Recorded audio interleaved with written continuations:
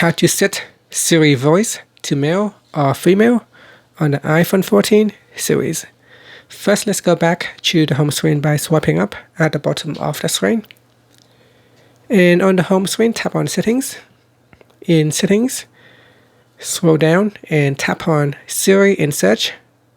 Then in here, tap on Siri Voice. At the top here, select a language that you want to use. And then we go down and select a voice for male or female. Hi, I'm Siri. Choose the voice you'd like me to use. Hi, I'm Siri. Choose the voice you'd like me to use. Hi, I'm Siri. Hi, I'm Siri. Hi, I'm Siri. Choose the... Hi, I'm Siri. Choose the voice you'd like me to use. Hi, I'm Siri. Hi, I'm Siri.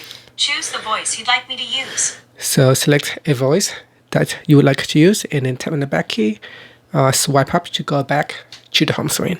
Thank you for watching this video. Please subscribe to my channel for more videos.